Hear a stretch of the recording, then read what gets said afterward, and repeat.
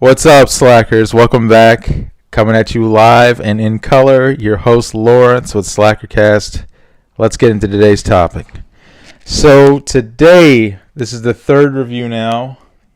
For y'all who stuck with me this long, I appreciate it. Thank you. Now, for today's topic, this is the Indie Comic Spotlight number 3, Graveyard Shift Volume 1 by John Malin and Mark Poulton. We're going to talk about this, some of the things I liked, if I even liked it, or if I didn't. So stick with me, and let's go ahead and get into it. Now, right off the bat, I want to say this was the last one I wanted. There's like the top 3 Comicsgate books that I wanted, or indie comics that I wanted, from Ethan Van Sciver with Comics Artist Pro Secret. Shout out to you, sir, who did Cyberfrog Blood Honey. And we're going to review that next. I wanted to get Star Blades, of course, by Kyle Ritter. And this was the other one I wanted. And there's a fourth one. There was your boy Zach at Comics Matter with his Jawbreakers God King. Now, those were the kind of 4 books I wanted to start off with. And this one eluded me for the longest. I missed out, and John Malin is very notorious on his campaigns for closing them out and not reopening them. He doesn't do any type of extended editions or, extended campaigns. Once it's over, the campaign, it's done. There is no coming back. You just got to catch it on eBay for like buku money. So definitely didn't want to do that. So what ended up happening was I got this through his secondary campaign. He launched volume 3, I believe, and you would have had to pay like $75 for like volumes 1 and 2 in addition to that on Indiegogo. Another great thing about Comicsgate and the Indiegogo scene, independent comics, is that they can offer you those things. Now, I did pay upwards to $75 for this, as well as volume 2 and some other goodies that came with that. But that being said, it's finally here. I got it. I read it. So let's review it. Right off the rip, this comic, it's funny that I read this and wanted to review this third, like after Magic Cop and after Star Blades, because of all the stuff I was talking about in there, this book has. And that's a great thing. It's like, this is like the culmination of both those books in one. And I'm very excited to kind of get into this and talk about it. Now, first off, what is Graveyard Shift? It's a book by, I believe it was Mark Poulton's idea. John Malin is the one who did the art, of course. Excellent artist/writer. John Malin did X-Men and a lot of stuff with Marvel before he went independent. But this book, honestly, it's basically, it reminds me of A League of Extraordinary Gentlemen. Like if you've read that or if you've seen the movie, where it's basically like a lot of the horror kind of stuff from old Frankenstein, Captain Nemo from 20,000 Leagues Under the Sea, and a couple other guys. But it's basically like that, like modernizing and kind of taking those characters from old school horror films and putting them into like a superhero type comic book. Kind of like X-Men meets, a lot of those like Boris Karloff, Frankenstein, Wolfman, that kind of universe. Dracula, of course. And I liked it. I mean, it was just, it's corny on the one hand. It's been done like many times before, but it works. It's one of those things that I was saying in the last review with Magic Cop, that sometimes if it's not broke, don't fix it. You just got to take it off the shelf, dust it off, and kind of reissue it, repackage it. And that is what they have done here, John Malin and Mark Poulton. And just beautiful artwork, dude. John Malin is probably my favorite artist right now.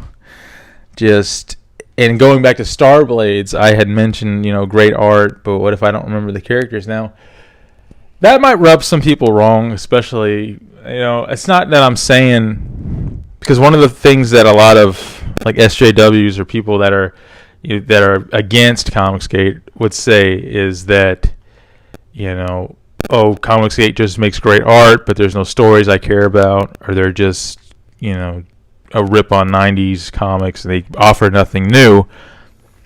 I would say that that's not entirely true. Like, Starblades, the only thing with that is it had so much mythology and so much plot that it kind of moved the characters to secondary. And it's one of those things that you'll have to get every issue to figure out who is who and what is what, and kind of just it builds as it goes along. This book is great because it does all of that. It provides great art. It works with its cliches. It offers a familiar story, but and adding something new, but at the same time staying true to like the comics origins and stuff that we're all familiar with, and basically not subverting or trying to do what a lot of mainstream stuff does now, where it's kind of like just doing it to tease you and mess with you, not giving you the stories you want or the fans want or come to expect. But this book has it all. So you got this like look at this art, man. Like this panel right here. Like, I don't know. I've never been in love with art before. Like, I've never just been. I mean, for starters, I just think if you're not real, then I don't care. I've never had crushes on cartoons or comic characters or anything like that, but this kind of brings me dangerously close. Like, the artwork here is just great, man. It's just John Malin has a way of with faces. That's what I wanted to get at. Is John Malin can draw some pretty nice faces. Like this shot right here with this chick. It's just fucking just awesome, man. Like the way the body's shaped, how sleek the faces look. Like right here, this butt shot right here. It's fucking crazy. But John Malin, man, he's doing his thing, and it's just great art. But what I like about the book is that, it's great to look at. The story is wonderful. It's basically, it's like a reversal. It's like Van Helsing is the bad guy this time, and the sort of old school monster characters that are normally bad guys are good guys this time, and they are the kind of the three main protagonists. You have this Frankenstein-like character that, is helping out. Like this guy right here is actually a good guy. It kind of reminds you of Frankenstein. You have Professor Blood right here. Great shot of this guy. He's like the main character. And you have, of course, the chick we mentioned earlier who's kind of like the bride of Frankenstein. And you'll see that coming up. That's another great shot right here. It's excellent artwork, man. Just pops out at you. It's aggressive. It's sexy. It's like rock and roll. That's sick. Like this whole scene right here. But yeah, man, this is very much a zeitgeist kind of book. It's very much of the times. It's like, the government is secretly evil. You got Van Helsing right here. This kind of clean cut blonde man who's kind of like sunshine and roses in front of the cameras, but behind closed doors he's actually really fucking evil. Like right here where he just kills this chick he was, I guess, with for a little bit, one night stand kind of a thing. Yeah, like right here. Great shot. But what sets this apart, we talked about, cool art, bro, but what about the store? Okay, so basically what this does right is that it has great art, and the story is very self-contained. It's got a lot in its mythology and its universe that it's trying to get, out there, but it doesn't, it's like you know everything you need to know from this one book. You don't need to wait for the second issue, third issue to kind of get a gauge of what you're reading and why you're reading it. It's just basically, you know everything within the first story. You know what you're getting yourself into. And it's not necessarily a business card trying to prepare you for future installments. A great character and a great book and a great movie at that should be a self-contained item. Episode 4 is my favorite Star Wars, by the way, for the simple reason that there didn't need to be a sequel for that to be good. It's very much a self-contained story. You could just assume that the Empire was, the Death Star was it. And once they got blown up, that was all the Empire or something like that. And the good guys win. And if they didn't make another Star Wars, then so what? You kind of understood everything you needed to know. Everything else is kind of just bonus material after the fact. But it's very important that a story is self-contained within its first issue. You cannot depend on the second and third issue to save you if your first issue is lacking, because they may not come back for that second and third issue. So it's very important your first movie, your first book, your first comic, your first anything you do should be, it should tell the viewer everything they need to know about your story, and you need to just pretend that you will die in a plane crash or something, and you won't be back to make another story. There is no tomorrow, like Apollo Creed once said. There is no tomorrow.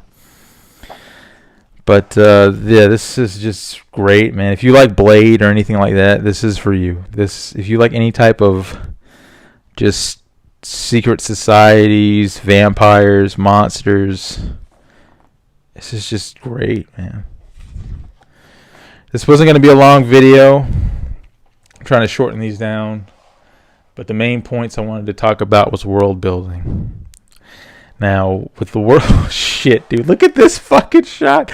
This pregnant chick and, the baby's coming out. She got exploded.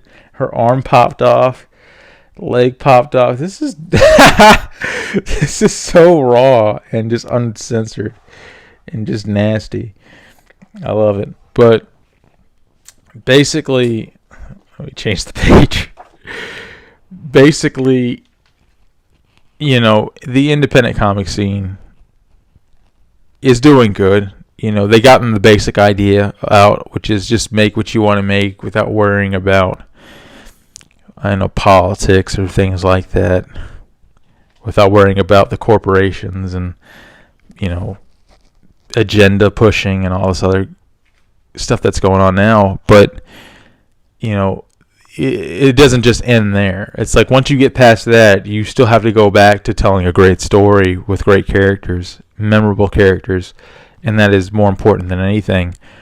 No matter what your movement is about, no matter what your message is, it should always be the story in comics first. If you don't care about your characters or your story, then why should their viewers and their readers?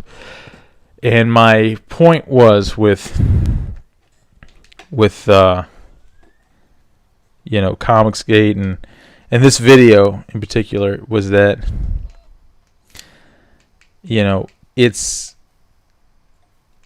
the world building in this book is just great. That's another thing that stuck out to me was it could have told this story a million different ways and still sucked, but it's like the world it's in, it suits it. Basically, you get this sci-fi meets horror kind of this idea, which I've never seen before, by the way, which I thought was great. Combining a lot of the science elements with horror, with old school monsters. It's just pretty radical, and I don't know. I just feel like it did a lot of the world building without having to bog you down in a lot of exposition, a lot of talking and dialogue, and I don't know, a lot of gimmicks and such. I'm excited to read volumes 2, and I did order 3 on Indiegogo recently, so I'm waiting on that to come back. And you got this kind of like X-Men, where it's like no more monsters. They hate the monsters, and this guy's who's Van Helsing in this book is promising to get rid of them. But he's got his own nefarious plans. He's working for Count Dracula, I believe, not to spoil too much. But, and a question people probably have, a lot of viewers, is like, how do I get these books? Like, you're reviewing this stuff, but where do I go to get it? You'd have to get it on eBay, third party. I mean, these campaigns are kind of active, and then they end, so you got to kind of stay on top of it. I can give you some of the names and maybe some of the links to some of the other channels that discuss the comics if you're interested, and kind of so you can stay up to date on them. Comics Artist Pro Secrets is one. Believe John Malin has one. Forget the name of that one. I know he has something called The Jack Show. If you just type in The Jack Show, you should be able to find him pretty easy. But Comics Artist Pro Secrets is probably like the hub, like the main center on YouTube that you can go to find out what campaigns are going on, what to follow, because he has independent creators on his show all the time. That's how I found out about all this. And that's going to be it. We're coming in on 16 minutes, so I wanted to keep this one fairly short. I appreciate everyone listening to what I have to say. I hope to expand the channel and to add more content and to showcase more independent creators and to, spotlight comics, man. Like, comics are a great medium. If you can draw, if you can write, you don't have to go to Hollywood and get on bended knees to tell your story. If you're a storyteller, comics are a great medium to tell that story. And that's why I support it and why I'm head over heels for it. And I just want to thank you guys again. Me and Greg are very thankful for the 150 subs we got. We're going to do a giveaway pretty soon. But by the time I upload this, that will have already been done. But basically, we're just showing our gratitude, and we're slowly trying to build the channel, and we couldn't have done this without you guys. So thank you from the bottom of my heart. Thank you, thank you, thank you. And I will be adding more content soon. And until next time, slack off, guys.